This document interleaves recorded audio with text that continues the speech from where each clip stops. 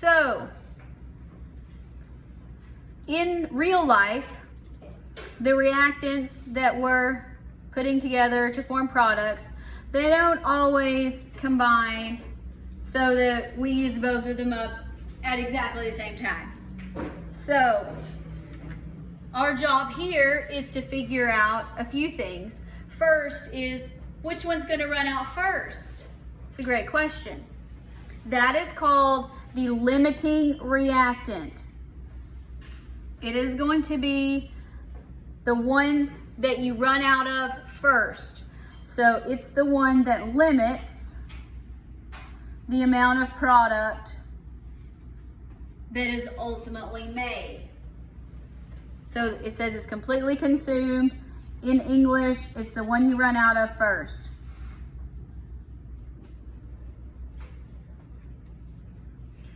Okay, I'm going to define these terms and then we're going to go through how to calculate them. Now, you have, the next thing you can calculate is your theoretical yield. Once you have figured out which one of your reactants you're going to run out of first, you can figure out your theoretical yield, which is the maximum amount of the product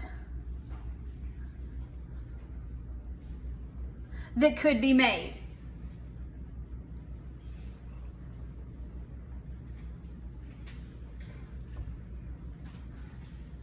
We calculate that using the amount of our limiting reactant. I tend to work these problems just slightly differently than the book teaches you. I don't care which way you do it. I'll show you both ways. Now, a theoretical yield assumes that there are no side reactions and there are no losses of any kind. Does the real world work like that? No, not at all. So when we're in the lab, you're going to get what is called an actual yield. That is the actual amount of the final or desired product that you make. It is very important. Your actual yield should never, ever, ever be higher than your theoretical yield. If it's higher, you have calculated something wrong. So go back and check it. So you can use your actual and your theoretical to get a percent yield, and that's going to represent the efficiency of the reaction. If you're in lab, you will start doing this a whole bunch. Percent yield. I will not give you this formula, you just have to remember it. It's not that hard. It is actual yield over your theoretical, and since it's a percent, we multiply it by 100. Same note, it should never be more than 100. According to the laws of physics and conservation of mass energy, it is impossible to create more than the theoretical. Now, does everybody have those defined? It's okay if you can't keep them straight. We're going to get through that. Let's go back to where we were making pizza originally. Before, I just told you we had 10 cups of cheese. This time I am telling you we have 4 crusts, 10 cups of cheese, and 15 ounces of tomato sauce. How many pizzas can I actually make? We got to figure out what we're going to run out of first, right? All right. So, if we have, so let's start with, here's our equation that we're going to use. So we start with, if we have 4 crusts, how many crusts does it take to make a pizza? 1. 1 crust is 1 pizza. It's not a wasted step. So you can make 4 pizzas out of that. We have enough crust to make 4. We also have 10 cups of cheese. So if we have 10 cups cheese, how many cups of cheese does it take to make a pizza? 2 equals 1 pizza. So how many can we make? 5.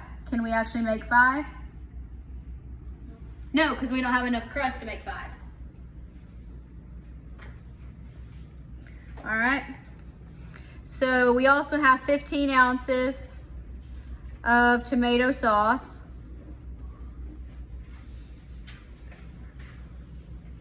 How much tomato sauce does it take to make a pizza? 5. So how many pizzas can we make with that? 3. All right. So ultimately, we have enough. We'll have to kind of flip back and forth. We have enough crust for 4. We have enough cheese for 5. And we have enough tomato sauce for 3. Which one are you going to run out of first? Tomato sauce. That is correct. So, that means that's the most we can make. Everything else is in excess. Okay, so you run out of tomato sauce first. So that means tomato sauce is the limiting reactant. It's the one that is completely consumed. You have nothing left over.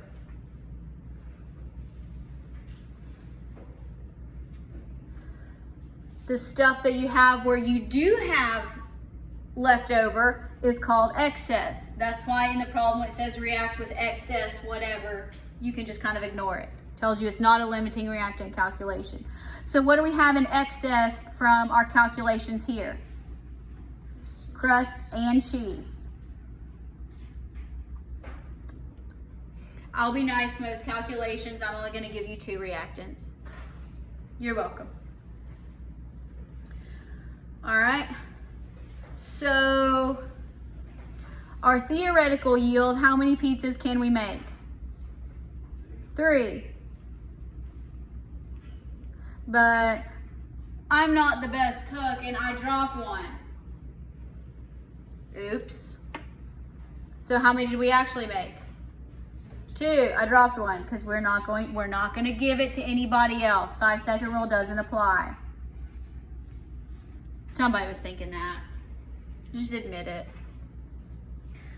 So we can calculate our percent yield here as our actual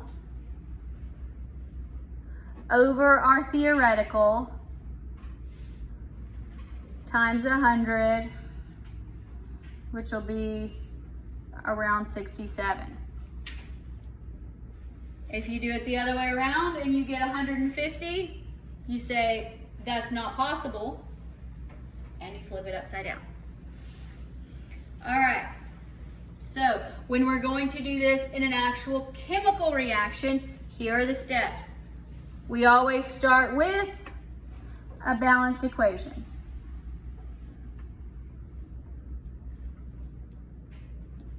All right, after your balanced equation, I go ahead, the book will tell you just to calculate moles. It doesn't matter. You can calculate moles, but I go all the way because it makes my final calculations easier. And I go ahead and calculate the mass of the desired product using the first reactant that I'm given. So I do that, grams to moles, mole ratio from the equation, moles to grams again. Then I'm going to calculate the mass of the product using the other reactant. The book will tell you to stop at moles, that's fine, to pick your limiting reactant. But ultimately, it's always going to ask you what's the theoretical yield, so you have to add them up anyway to convert to grams. So I go ahead and go through to grams on all of them and ultimately pick the one that's smaller.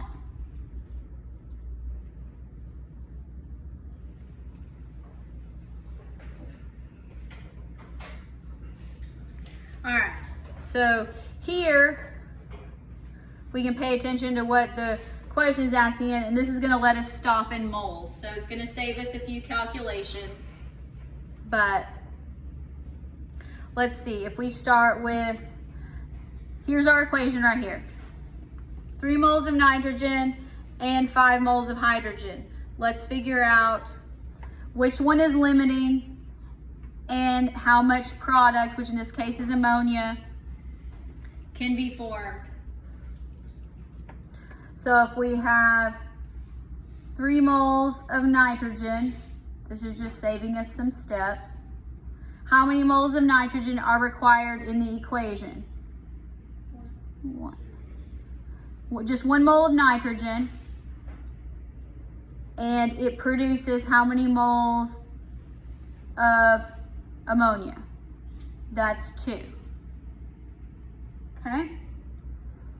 So when we use nitrogen, we can get 6 moles of our product. There's only one product, so it doesn't have to specify.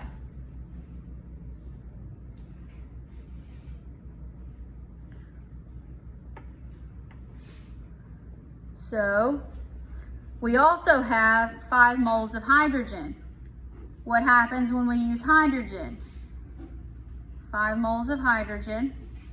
How many moles of hydrogen are in the equation? 3.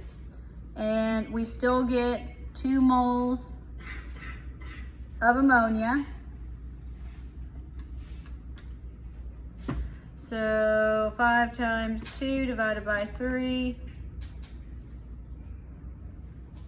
We'll just go with 3.33 moles of NH3. All right, now make sure you answer the question. What is the question asking us to find?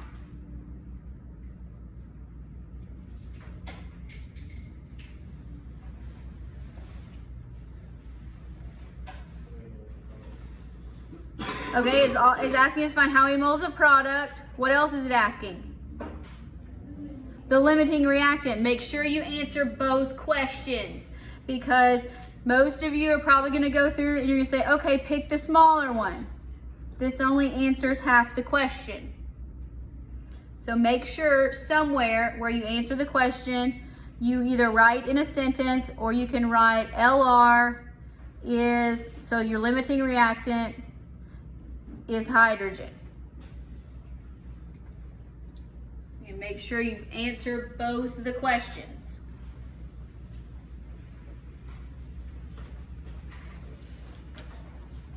So let's do another one.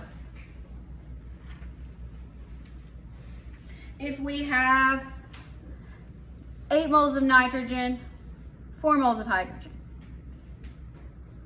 see how many we can get. So you just do the same thing. If you think this is repetitive, good. Repetition's how you remember it. We still have 1 mole of nitrogen from our equation, which still makes 2 moles of ammonia. 8 times 2 is 16.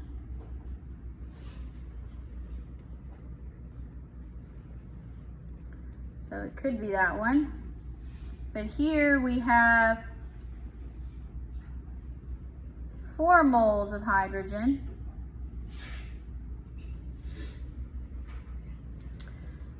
So hydrogen, we need 3 moles of it to get 2 moles of ammonia. So that's going to be 4 times 2 divided by 3. So 2.67 moles of NH3. All right, so how do we answer the question?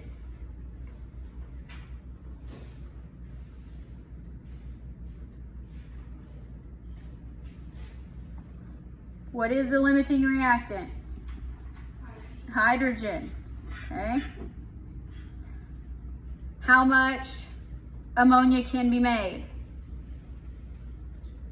2.67. sure you answer both parts of the question. I think, yeah, this is the last one of these. And then we'll move on to something else. All right, now, if we have 3 moles of nitrogen, 12 moles of hydrogen, that should be a 3. Same thing. Again, if you think it's repetitive, excellent. Get in the habit of writing it. When you work these problems the same way every time, you're less likely to make errors.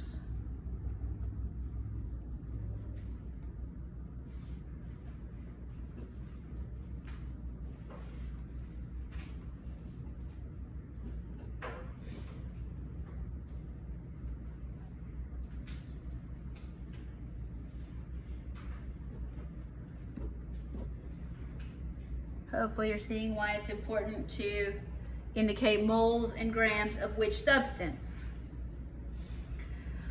So 24 divided by 3, that should be 8. All right, so what's our final answer here?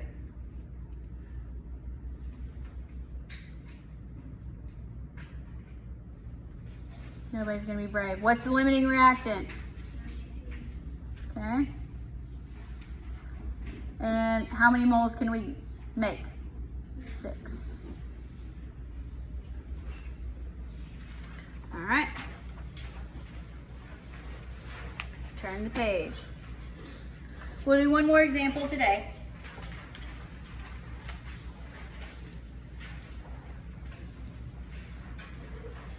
See, these and a lot of the homework problems are nicer than the teacher that I had when I learned how to do this.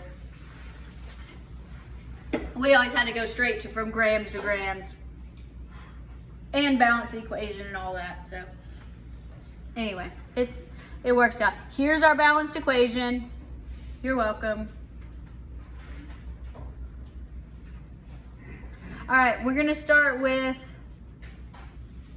3 and 5. All right, before we start calculating, the question is asking how many moles of methanol can be produced, what is the limiting reactant, and what mass of methanol is formed. So that's 3 parts. So we need to make sure we answer all 3 components. So let's start with carbon monoxide. You can start with hydrogen if you want to. All right, so our equation says how many moles of carbon monoxide? 1. How many moles of methanol? Just 1. All right, well that makes the calculation easy. But we're not done, because it did not say reacts with excess hydrogen. It says reacts with 5 moles of hydrogen. So let's see what happens there.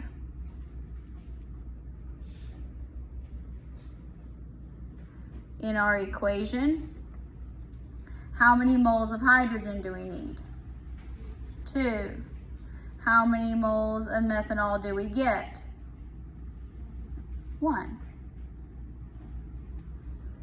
So you can calculate that out.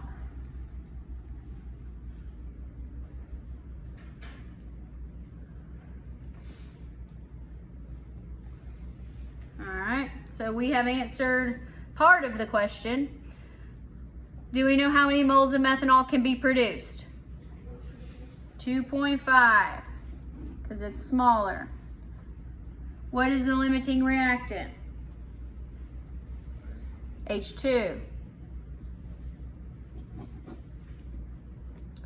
Now it's asking what mass of methanol is formed. In order to do that, you take the lesser amount, the moles, and we're just going to convert that to grams. So we know that 1 mole of methanol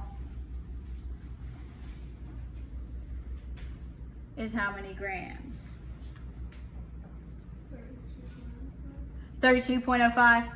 That'll work. So let's do 32.05 times 2.5. So we should get 80.13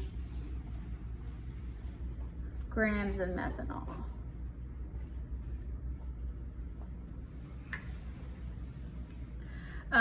Some people, when they do these, they like to do all their calculations, and then at the end or down at the bottom, they'll write limiting reactant, this many moles, this many grams. I don't really care how you do it, but I'm not going to look around and hunt for your answer. So circle them, make them obvious. I tend to use a lot of space, so circles, boxes, make it obvious. Write them down. All right, last one. What if we have 4 moles of each reactant? Here we want to find moles of methanol, the limiting reactant, and the grams of methanol, which would also be represented as the theoretical yield. So, start with one of them. It doesn't matter which one. Carbon monoxide comes first, so that's the one that I'll start with.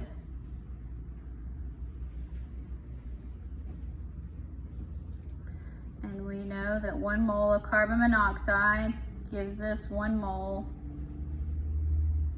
of methanol. So it's not a wasted step.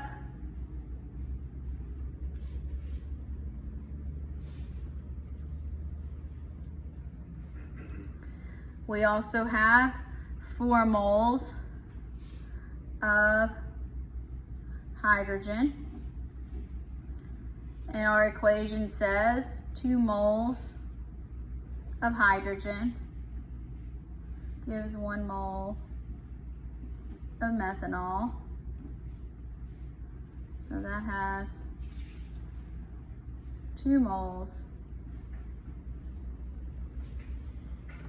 of methanol. Now what do we do? Yeah, so we can say, okay, so our limiting reactant is which one? Hydrogen. How many moles of methanol? 2. I'm going to give you another way to write this. Okay. And then now it says how many grams of methanol. I'm going to go down here, and so this is just another example of a way you can arrange it on your paper. We know that 1 mole of methanol still equals 32.05 grams of methanol. So that's what, 64.1?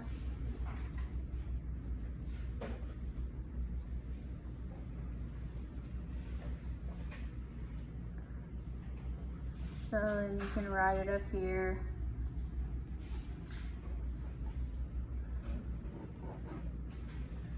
And answer them all up there if you want. Make it obvious.